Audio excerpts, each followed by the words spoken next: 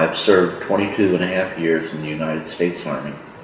During my tenure in the United States Army, I was called upon from time to time to be involved with what we call UFO crash recoveries. This is Ivan Ivanov, and you are watching UFO Disclosure Bulgaria. We have the documents. We have the witnesses. True stories about UFOs, visitors from outer space and other worlds.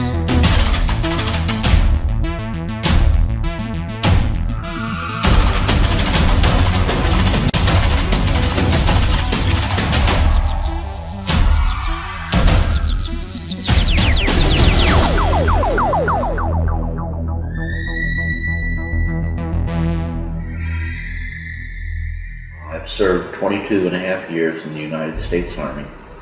During my tenure in the United States Army, I was called upon from time to time to be involved with what we call UFO crash recoveries.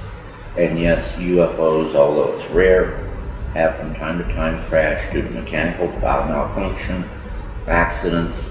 They are just as subject to having accidents and having mechanical problems as we are in our own aerodynamic endeavors as far as aircraft, helicopters, things of the sort, and even our spaceport. Accidents unfortunately occur, and they are not immune to that effect. We have had probably on several occasions been successful before we realized it wasn't the right thing to do in shooting down some of their aircraft, but that's only when they figured that they were safe. We knew that they were there and that we would not go ahead and take any hostile action. Like several times, and I'll tell you right now, I believe there was an incident that occurred in Fort Benning where they felt safe in letting their guard down because they felt that they were invited to observe the testing of a new weapon there. Unfortunately, only those that needed to know were advised, so you had military troops out there, and they didn't see it that way. They actually trained their weapons on the UFO and brought down at least one UFO. I don't know too much about that. I wasn't involved, but I'm well aware of the situation that occurred. And I remember when I was in Las Vegas giving a talk, when the young man that first started talking about it approached me and told me of the incident, and I know that a lot of people were, no, it's probably not true, well, you can never do that. The worst thing you can do is say that a person is lying, because that may come back to bite you. During my endeavors in the military, I had things that happened that I know that I'll never be able to prove. The reason, they're not going to give you documentation. They're not going to let you walk out of a sensitive departmented information control facility with information that's going to back up your story. And, when you say I was involved with the recovery of UFOs, the official stance of the U.S. government and other developed nations of the world is that UFOs don't exist. The whole situation is there's been a conspiracy among all of the major nations of the world to control that information and keep it from their own peoples, to not let them know that UFOs do exist. They are not only of extraterrestrial origin, but many of them are also of multidimensional origin that can have interactions in our own dimension. We have made steps, and I can only speak officially from, let me rephrase that, unofficially, from what I know our government's done as far as investigating UFOs. During the advent of the Second World War, we naturally became astutely aware that there was something flying in the world's skies. We thought they were enemies, we thought they were new weapons of the Axis powers, and of course the Allies felt that they were weapons of the Axis powers, and the Axis powers felt that they were new revolutionary weapons of the Allies, and that was not the case in either way. In 1943, due to an incident that happened in China, MacArthur became astutely aware of the fact that UFOs were in fact real, and I would suggest at that time he came into possession with one UFO. We had the Office of Strategic Services at that time that probably started to gather information on UFOs, or should I say interplanetary spacecraft, because the only thing that they could identify with at that time was something of extraterrestrial origin. Later, as a result of the National Security Act of 1947, the CIA came into play. The CIA had a astute interest, although they deny this, into UFOs. And they started their investigation into UFOs. And they say they have released all the documentation they have, and that's currently on their website. Well, that's totally untrue. In July of 1952, there was a tremendous amount of sightings over Washington, D.C. One of the most significant events took place on the night of July 26th, 27th of 1952. On this night, there were UFOs being picked up over Washington, D.C., flying even right over the White House. In two specific instances, they scrambled F-94s to try to intercept the UFOs.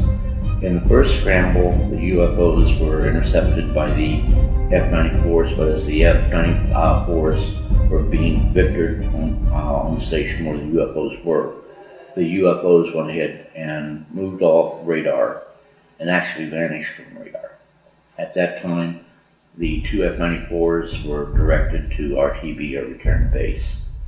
They returned. As soon as they returned to base, the UFOs were now back on the radar scopes, both at several Air Force bases and at Washington International Airport.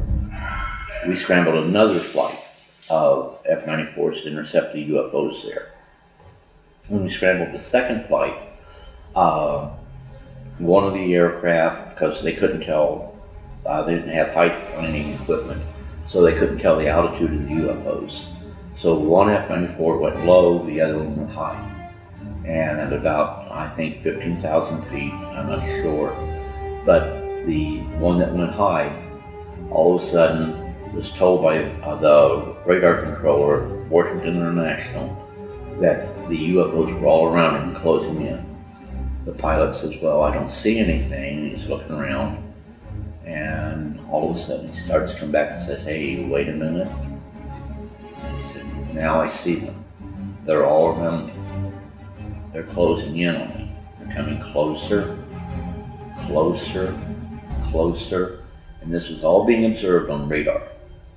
And everybody was kind of, a little excited about what was going to happen, a little tense, because they didn't know whether the UFOs were going to go ahead and destroy the aircraft or what. Finally, the pilot says, they're moving away now. He says, I'm going after the one that's right in front of me. So he was given pursuit, trying to intercept the UFO that was still visible to him in front of him. He said, I'm going to afterburners. And that was so the aircraft could reach its maximum speed. The then radio back says, I'm at my maximum speed now, but the UFO is pulling away like I'm standing still. And the reason we know about this is because the pilot was talked to reporters once he landed and had not been debriefed and told not to talk about it. Well, this might affect a lot of religions that were saying that, God made all this for us. And they're going to have to go ahead. That doesn't destroy God, doesn't destroy the belief in God. What it does is go ahead and demand questions with truthful answers. And the situation is that now that we recognize not only are we not alone, but there are greater intelligence than man out there. And that greater intelligence is visiting us here on Earth. And not only is that greater intelligence coming from other planets and from within our solar star, within our universe, but we have visitors from other dimensions, parallel multi-dimensions. So now we have to ask, what part does this play? And also, we're going to have to ally the fear that, because it's only human nature to fear the unknown. And when we fear the unknown, we want to strike out against it and we want to destroy it. I can remember when I used to tell my mom and dad, take me to see a doctor, it'll make the monsters go away.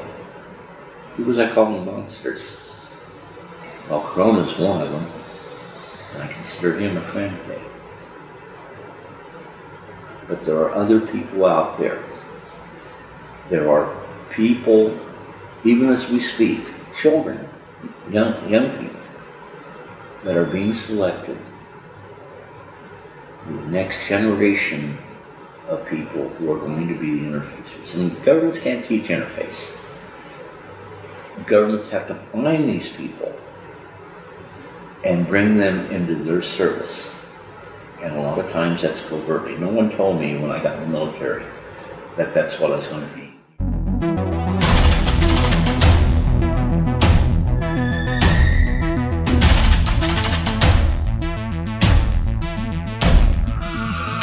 And they were just saying, well, if we had more data, we could go ahead and make an identification. Well, wait a minute, wouldn't that be in the category of insufficient data? Remember, unknown is where you have what appears to be all the data you need to come to some type of conclusion, but cannot, because it doesn't fit in any of the known categories along those lines. So ultimately, you were left with a large percentage of unknowns, and that large percentage would go to approximately 20%. With the Air Force now saying you need to reduce that percentage rate, and eventually at the close of Blue Book in '69 they had effectively done that. They got it down to 7.6% unknowns. But they did that by introducing phrases such as possibility, are possible, are probable, aircraft, possible, are probable, birds, balloons, meteors. So they go ahead and hit up on that. And what happens is that after the media hype died down on particular cases, that possible and probable, that was removed, so it became now, this is what it was. It became a known. You want me to investigate flying saucers? I want you to help me prove to the public the truth. They don't exist. Now it became identified, no longer in the category of unidentified. When Blue Book closed in '69, if you'd go back over the 10,000 plus cases that they investigated, you would find out that there's still approximately 20% of the cases that remain unidentified. Now we go ahead and say, okay, we are no longer investigating UFOs. We have no need to investigate UFOs because UFOs don't exist. Once again, just like with the rain, you say, it's not going to rain today because I don't want it to rain. Well, if conditions are right, it's still going to rain. By saying UFOs aren't real, then UFOs are real. So what happens here is that you want to get away from the term UFOs. And we made every effort to do that. Some of the people who are running for office for the President of the United States, Hillary Clinton's a good one. She goes ahead and she says, we don't call them UFOs anymore. We call them unidentified aerial phenomena. Well, actually, she got that term from the British government, actually from the Canadian government. A gentleman there by the name of Paul Hillard, I think his name is, because the British government, as for the longest time, referred to UFOs as unidentified aerial phenomena, not UFOs, but they're interchangeable. Now we go from 1969 to where we're no longer investigating UFOs and move forward. One of the things that one of the memos, we call it the Bollinger memo, General Bollinger put it out. He stated in that memo that we don't need Blue Book, we don't need a special operation to investigate UFOs. If those cases that are UFOs that show a security concern or a security risk are investigated outside of Blue Book and are handled in other channels. Well, there's a good example of where UFOs were being picked up in the Caribbean, and those UFOs, like what he had, and this was during the time of Blue Book, they never went to Blue Book. Actually, it was the Air Force Security Service that gathered the data on them, and that information was sent to the National Security Agency. The National Security Agency will tell you, if you know the mission of the National Security Agency, you would understand why we have no investigative authority in this at all, which isn't really true. You have to understand the relationship between the National Security Agency and the National Reconnaissance Office. Once you understand the relationship there and their interaction with the Central Intelligence Agency,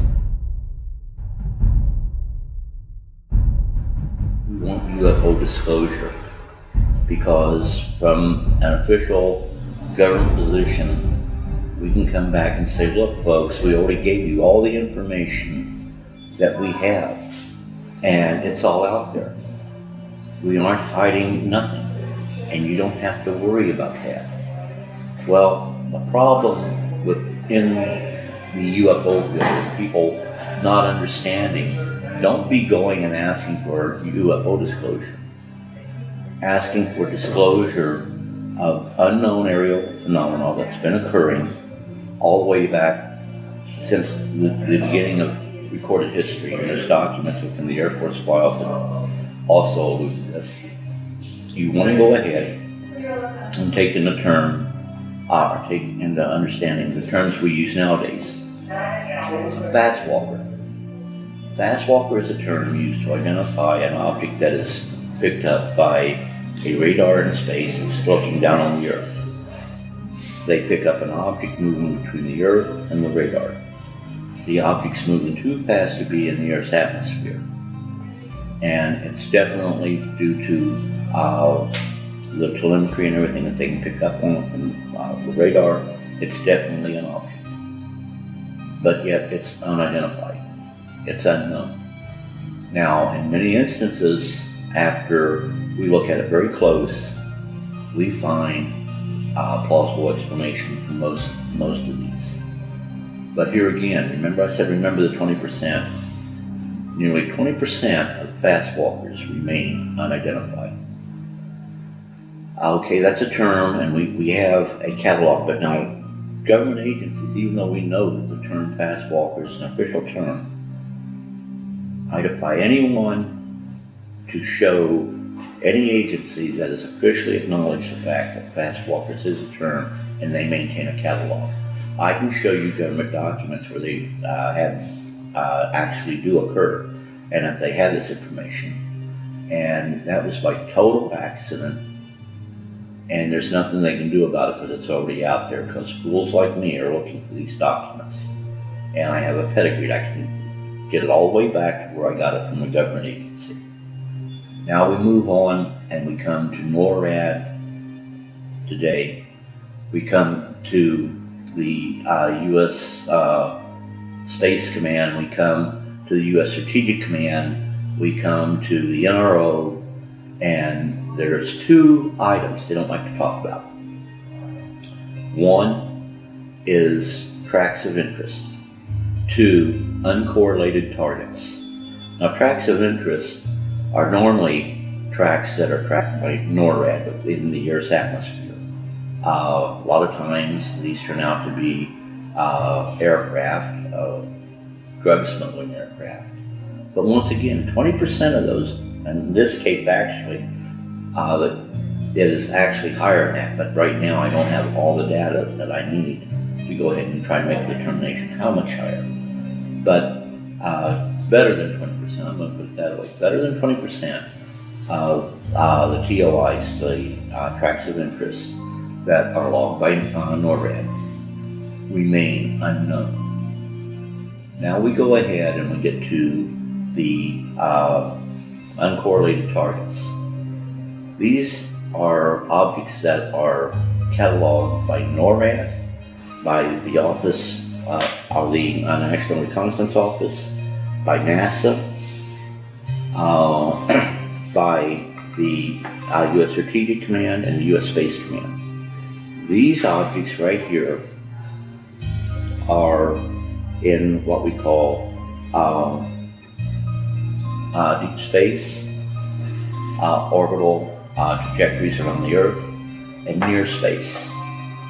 What we call a critical UCT is any UCT that is at least a meter square or larger.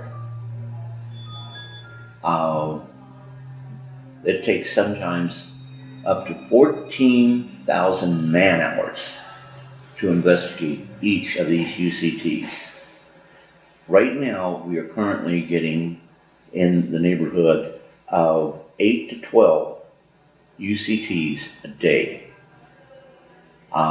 Many of those objects that have been up there for years and we have no idea what they are. Some are up there for days, weeks, months, then they disappear as mysteriously as they show up. But the whole situation is these objects are real. We don't know what they are. They do not correspond to any known spacecraft that we have put up there, any known space debris that we have put up there. They are physical objects. They appear to be under intelligent control, and I state that because they are in geosynchronous orbit. In several cases, they've taken course changes to avoid collision with other space objects, and that shows intelligent control. We are still trying to find answers and solutions for that, because remember, officially, UFOs don't exist. And, you know, a rose by any other name is still a rose. Well, forgive me for saying this, but manure by any other name is still manure. So I'm looking for the rose in a pile of manure. And the government does not want you to find that rose. They prefer for you they prefer it better that you smell the manure. Any questions?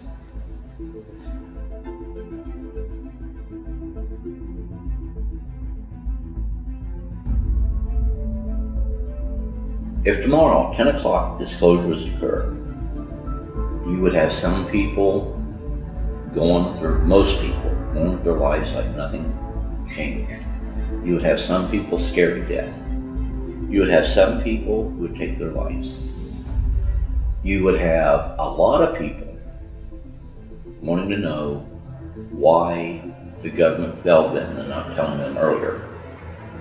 And to make a long story short, all of us in the UFO field that says we believe the world is ready for disclosure, we don't know that. We don't know what world reaction would be.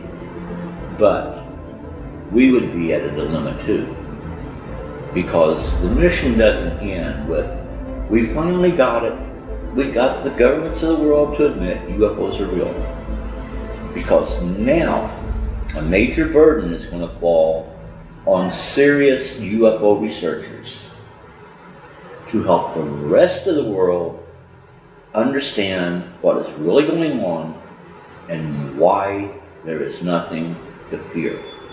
And I have to stress nothing to fear, because there are a lot of people out there who would disagree with me and say, well, their actions are hostile.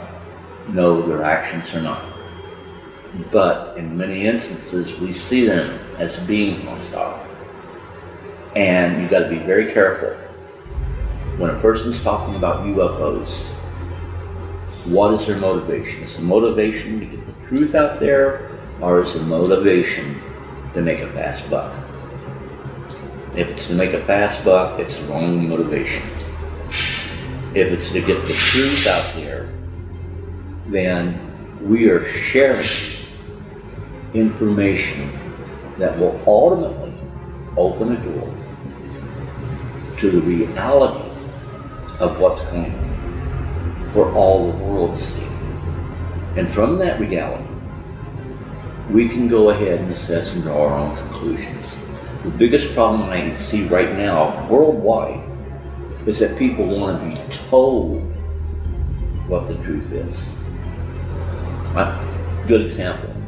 I go ahead and I hear what they have to say, and I'm being told by the national media what Clinton has to say, what Trump has to say. Well, this election, this particular election, I'm worried about. And it's very important to me. And I don't want to know what a TV station or a news agency has to say, because the whole situation, their biases are there.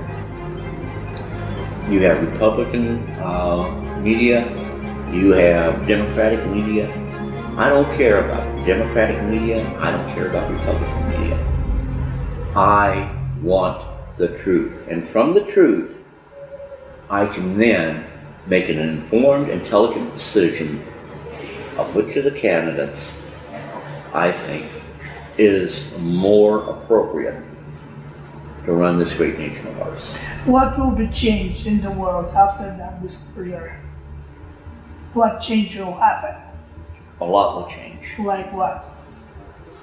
We will, right from the beginning, realize we are not alone in the universe.